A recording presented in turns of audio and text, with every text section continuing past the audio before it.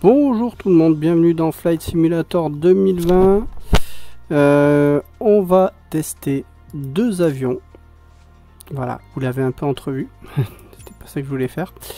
On va partir sur un petit vol. On va décoller. Où est-ce qu'on peut décoller? Bon, on va décoller de Biarritz. Alors, départ de Biarritz en piste 27 avec, voilà, vous avez le MB339, mais avant, je vais vous montrer le T45 Gozok.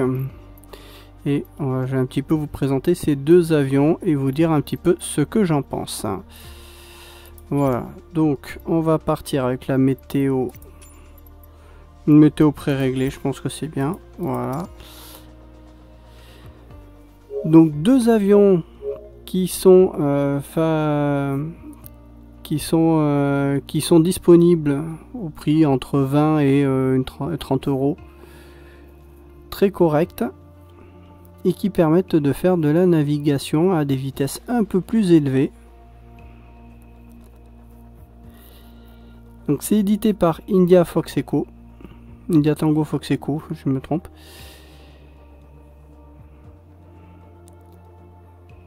Et ils ont en préparation un F-35 notamment. Pas sûr que ce soit le meilleur simu pour voler avec ce genre d'avion. Par contre, des avions d'entraînement comme le T-45 ou le MB339, oui, ça peut être très très sympa de faire de la navigation avec des avions comme ça. Un Alpha Jet, ça serait super.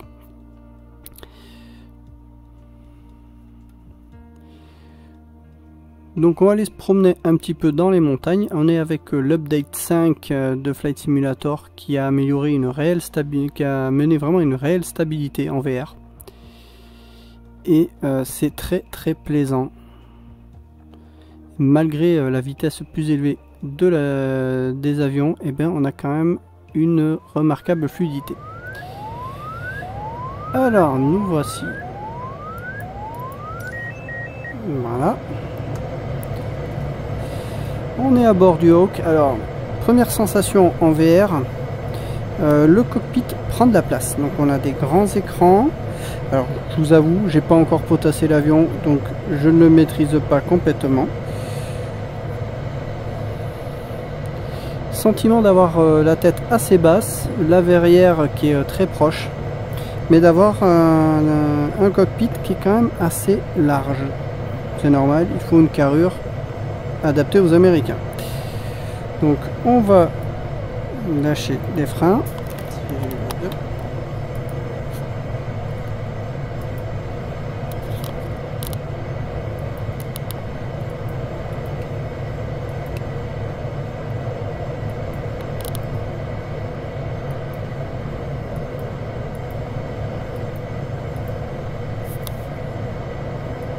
Oh, c'est l'emergency gear. Bon, j'ai fait une bêtise. On va relancer.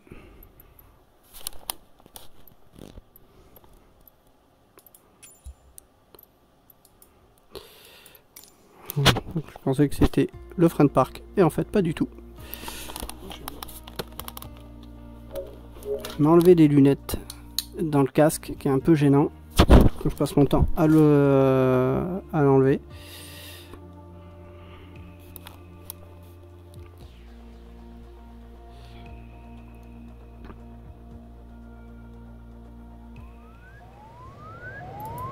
Alors voilà, donc le frein de parc qui est situé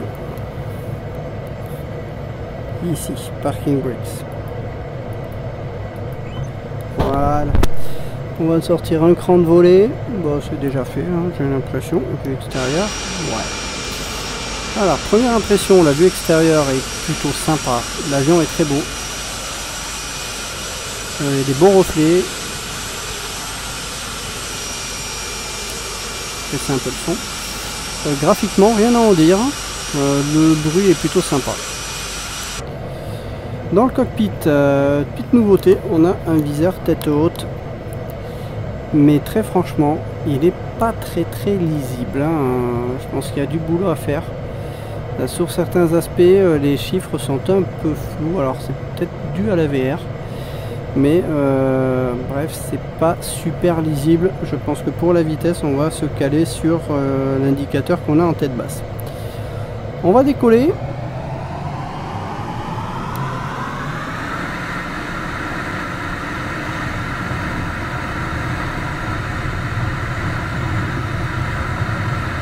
Nœuds. Donc on va décoller aux environs de 120 nœuds, hein. 100 nœuds, 110, ça va. Allez, airborne le train. Alors je suis sur Biarritz où j'ai la scène photogrammétrique de Talix et c'est étonnamment flou. Ça monte bien, 200 nœuds, c'est quand même sympa. On va rentrer les volets. Bien le phare.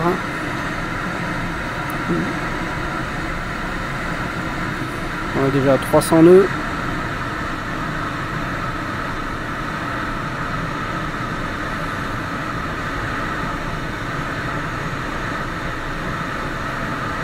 Alors ce qui est bien dans le viseur tête haute, c'est qu'on a un vecteur vitesse qu'on appelle le bird sur Airbus. Donc on le voit un peu, mais c'est quand même assez flou quand ça bouge.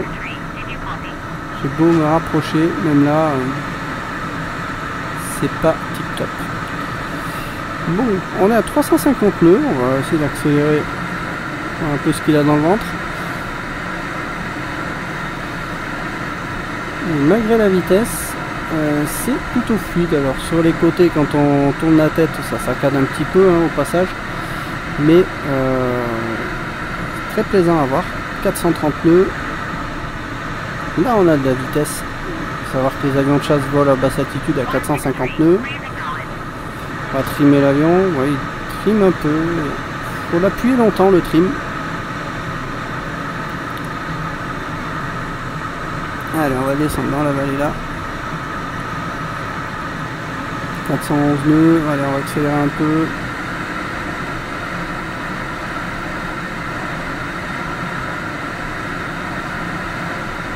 Et là je suis à fond sur le manche, hein. Ça vire pas des masses. Il est très lourd. Très très lourd.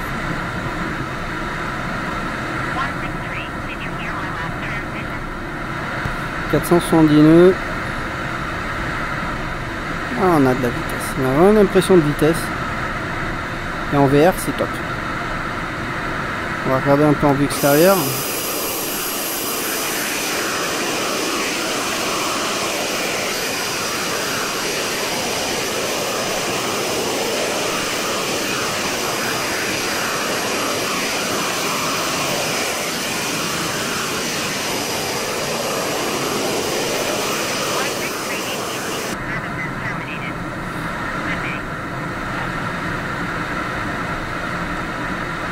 nœuds.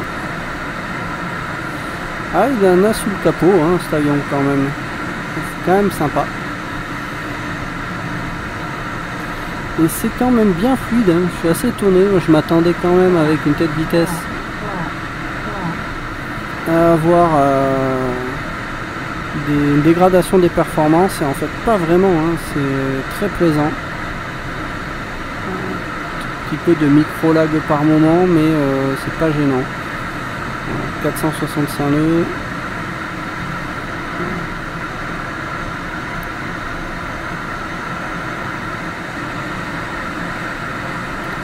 C'est un vrai régal de faire de la navigation comme ça à une telle vitesse et avec d'aussi beaux décors. Qu'est-ce que c'est sympa.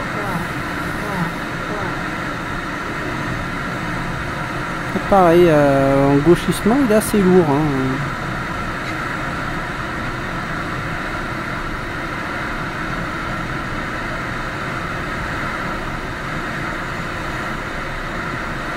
Même des reflets sur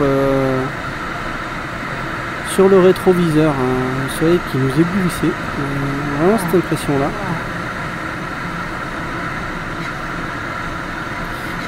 Très lourd à virer. Hein. Je sais pas si c'est pareil dans la réalité, mais là c'est lourd. Après il faut dire qu'à 500 nœuds, on a quand même un rayon de virage assez important. Alors on va faire un cabré, tout de l'extérieur, et là on va tirer à fond.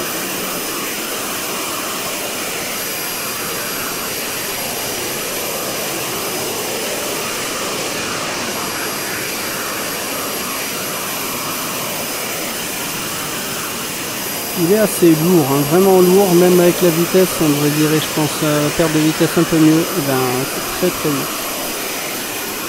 C'est très lourd. Il va falloir comparer ça avec le MB 339, voir s'il est plus souple aux commandes. En tout cas, première impression, elle est quand même plutôt bonne. Un avion qui est assez plaisant à piloter quand même. Le viseur tête haute, à mon avis, il y a encore un peu de boulot là-dessus, même si ce qu'on peut y lire est très sympa. D'avoir un vecteur vitesse, ça c'est quand même très sympa. Mais les inscriptions sont très petites et c'est pas très lisible. Hein. C'est comme si il y avait un rafraîchissement qui n'était pas idéal, mais ça reste très flou. Bref, il y a du boulot de ce côté-là. Sinon, pour le reste du cockpit, le cockpit est très bien. C'est joli, c'est propre, c'est plaisant, c'est quand même un avion plaisant et 500 nœuds, ça dépote. Hein. On veut faire de la navigation à grande vitesse, bah, cet avion est visiblement parfait.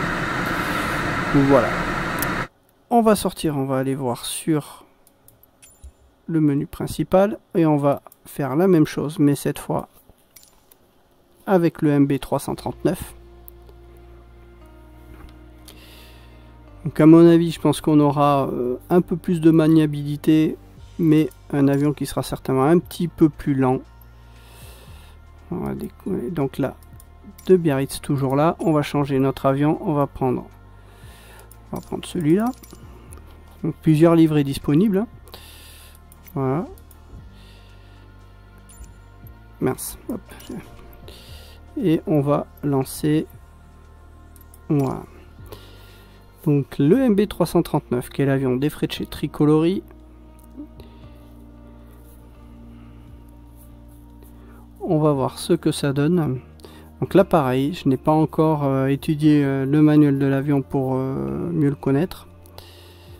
Donc c'est vraiment une petite prise en main rapide pour vous donner la petite impression, seulement l'impression de vol que l'on a dessus. Voilà. On voit les images de ces décors là, ça donne envie d'y aller.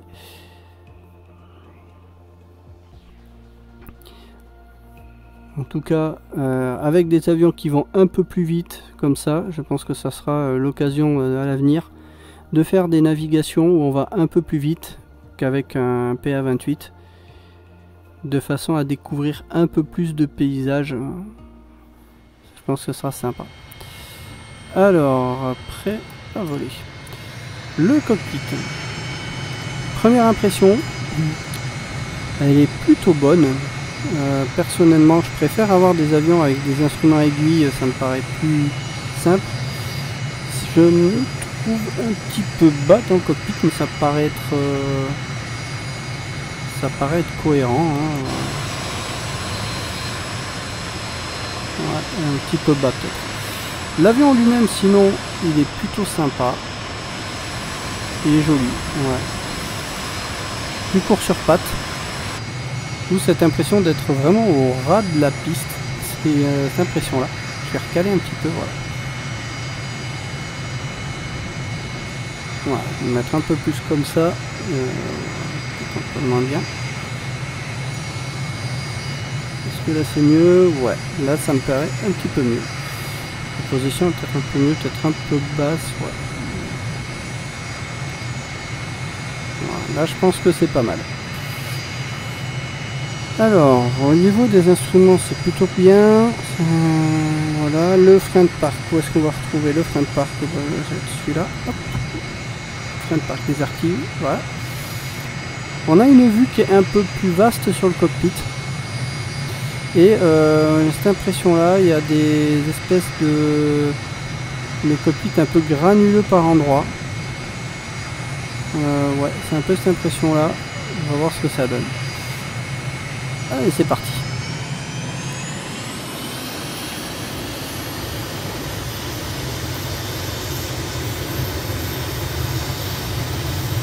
On s'attend à quelque chose de moins puissant que le T45.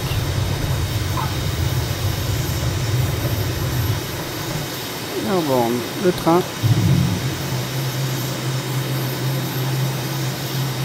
À l'extérieur, avec les volets.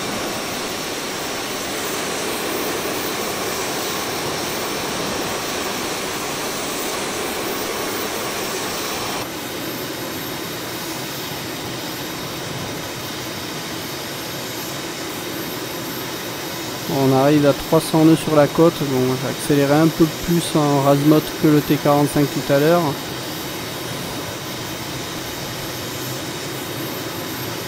Ah, il est déjà plus vif aux commandes, hein. C'est déjà beaucoup plus agréable.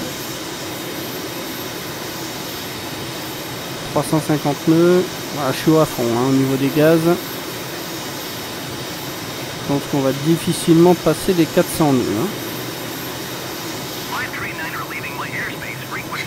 Il est beaucoup plus nerveux au niveau de la profondeur, c'est plus agréable. Et je trouve qu'on a une vue qui est un peu plus sympa que sur le T45. On a les arceaux qui sont moins gênants. Je pense qu'au niveau de la navigation, on va se cantonner d'un 350 nœuds, ce qui est moins rapide que le T45. Mais ça reste quand même très plaisant, 350 nœuds.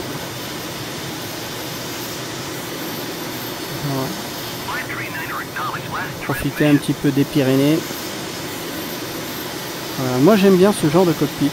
On a des aiguilles, c'est simple. On voit un variomètre. C'est très facile à lire. L'horizon artificiel pareil. L'altimètre pareil. Bref, un avion simple comme j'aime. Et j'avoue qu'il me plaît bien.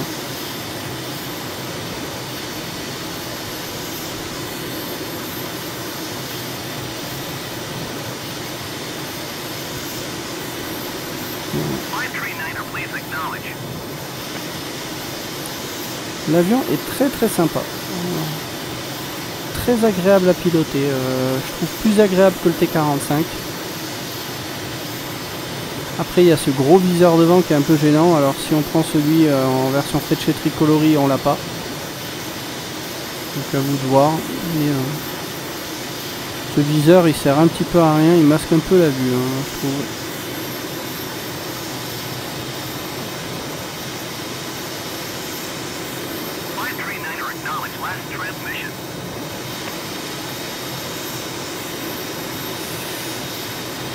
On voit bien moins puissant, 350 nœuds contre 500 pour l'autre. Mais ça en est quand même tout à fait plaisant, vraiment.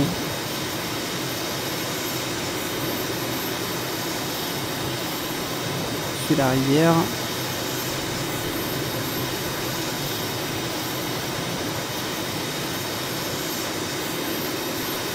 Franchement, en VR, c'est un pur régal.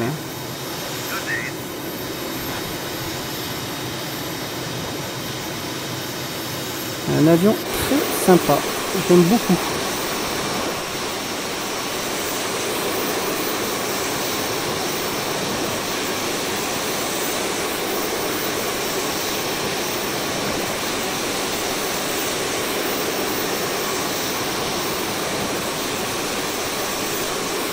Quel plaisir de se faire les vallées des Pyrénées comme ça. C'est un pur plaisir.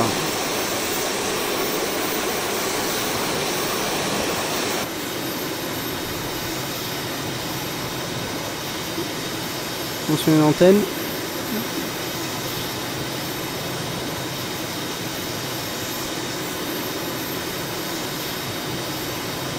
Hop, une antenne en dessous.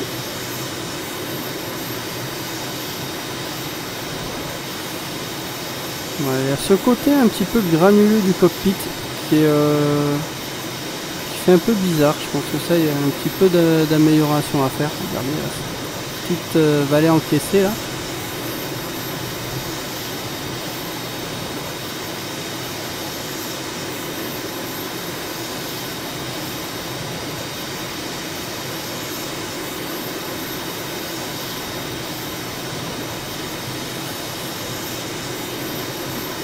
Très franchement, un avion très plaisant. On voit que ça a du mal à virer, mais c'est normal, on a de la vitesse.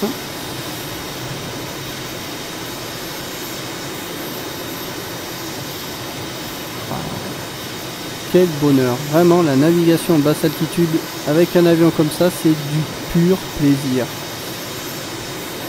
Je recommande à 200%. Alors, le Hawk aussi est très bien, un peu plus rapide.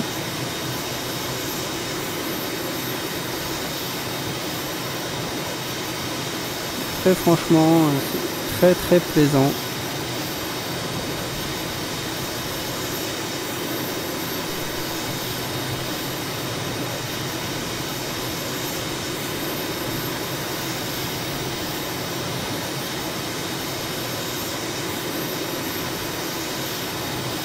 Il tient bien, on est au max de la puissance, on est quand même pas loin des 400 nœuds. Il tient bien, il tient bien.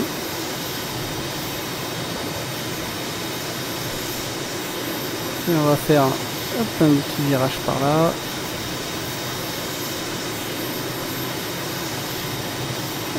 On arrive dans une vallée.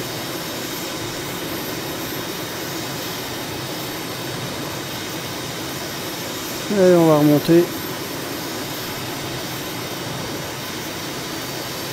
La vitesse descend vite. Regardez ce point de vue comme c'est beau. C'est superbe. La vitesse à laquelle on change de point de vue, on passe de la vallée et on surplombe les sommets. C'est superbe. C'est vraiment plaisant. Regardez là, la tête du pilote sur le reflet là, sur le bidon.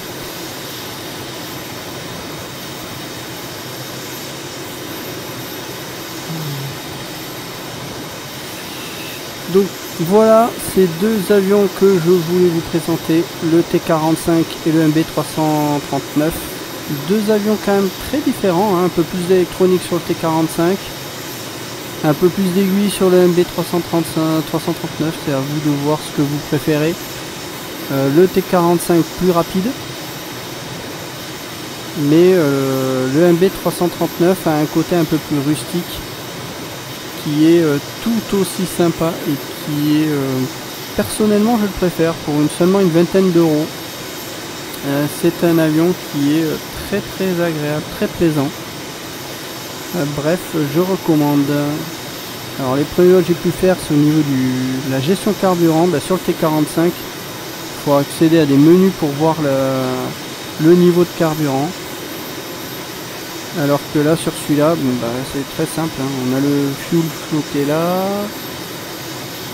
Et le fuel qui est juste sur un indicateur à aiguille qui est là, total, il nous reste. Alors il y a une indication numérique 2492,91 maintenant.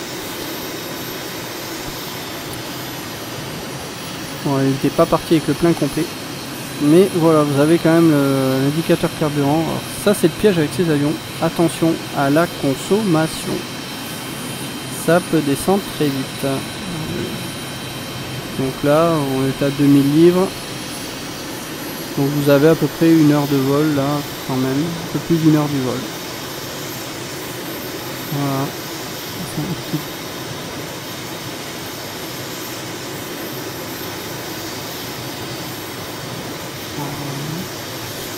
Ça, c'est un vrai plaisir de faire des boucles.